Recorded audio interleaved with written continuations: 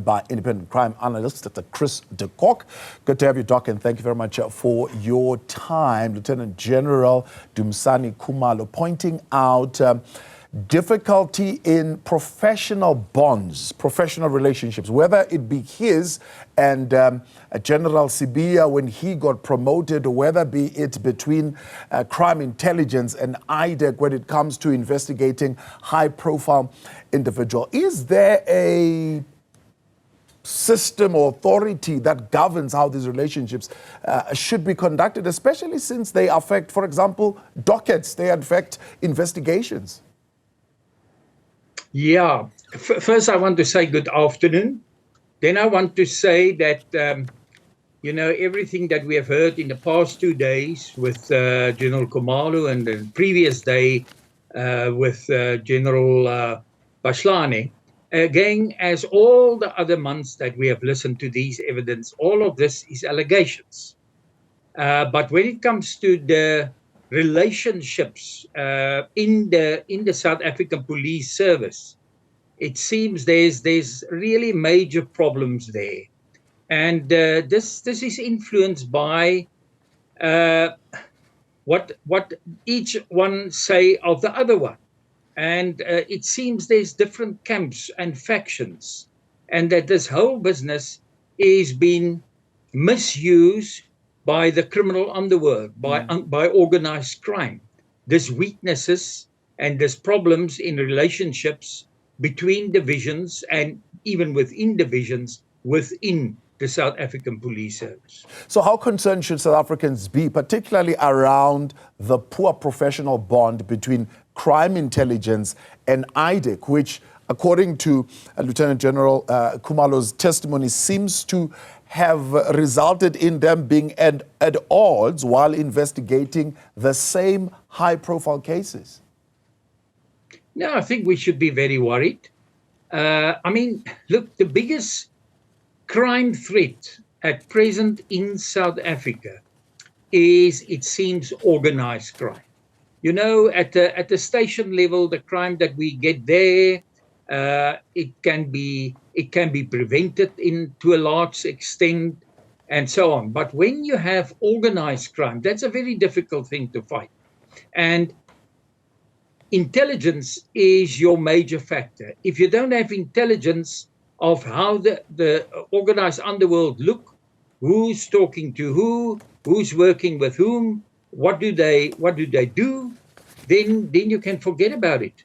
Because even that intelligence in the end have to be transformed or to be translated into evidence in courts. We have just seen, before this slot, we have seen the problem in a bail hearing in the Johannesburg court at present. Now, today, it seems things are very technical in court. And you have very clever advocates. And so crime intelligence and the fully functioning of crime intelligence and their working together with investigators is of critical importance to fight organized crime. The undoing of crime intelligence, the undoing of the South African Police Service and environment, do you think it's linked purely to the infiltration of cartels? Or, if you look, for example, he says the reason why he would be at odds with certain individuals is because he would have identified ghost employees within crime intelligence, or he would have come with reforms like curtailing the use of state vehicles, and this seems to have ruffled some feathers within the police. Is this a battle for resources? Is it a battle just of the infiltration of the cartels to, advance their criminal activity? No, I think I was in the police service and I was in crime intelligence, not on the covert side. I was the head of the Crime Information Analysis Center.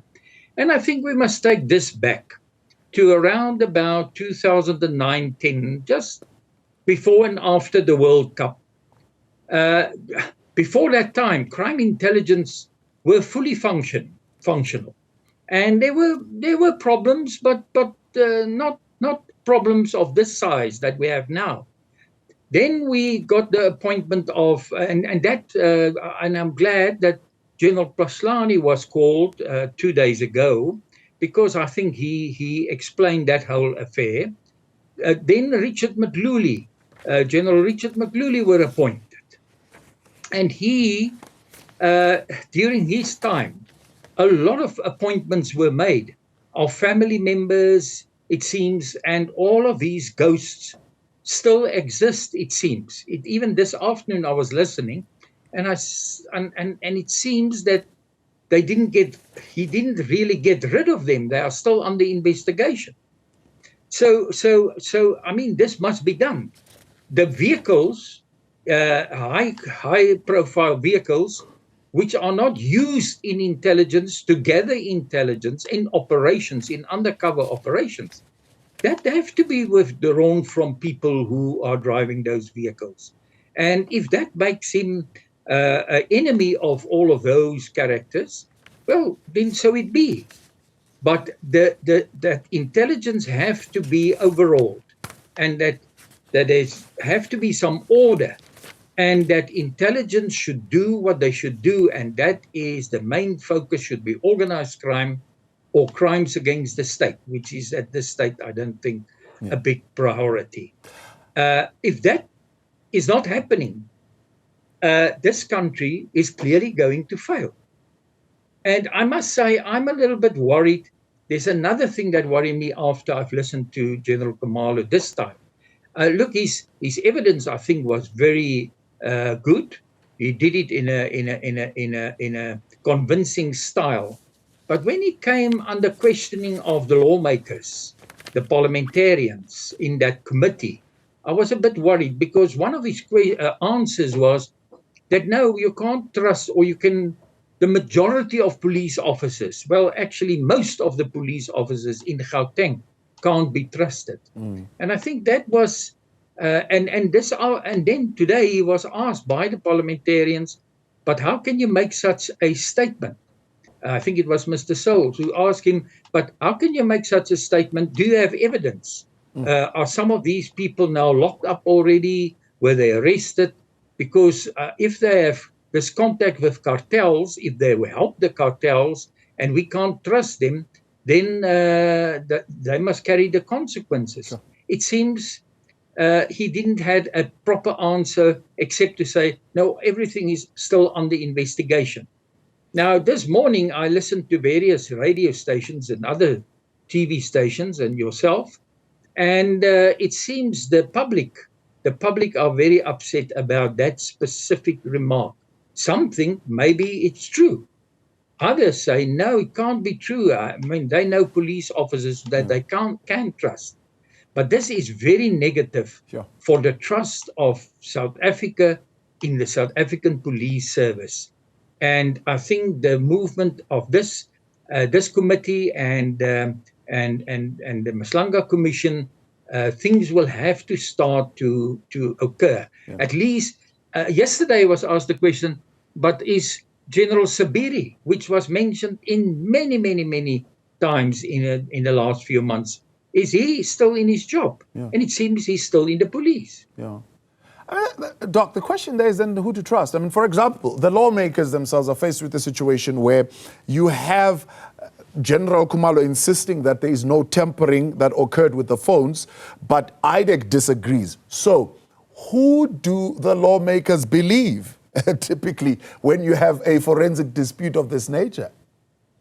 Yeah, I think, again, there I want to say it would be bad for the team under Commissioner Khumalo if there was any tampering with that phones, if they put anything on the phones which wasn't there, or they delete some of the stuff on the phones, because then when it goes to court, which will be the ultimate test, well, then that whole case will be a flop.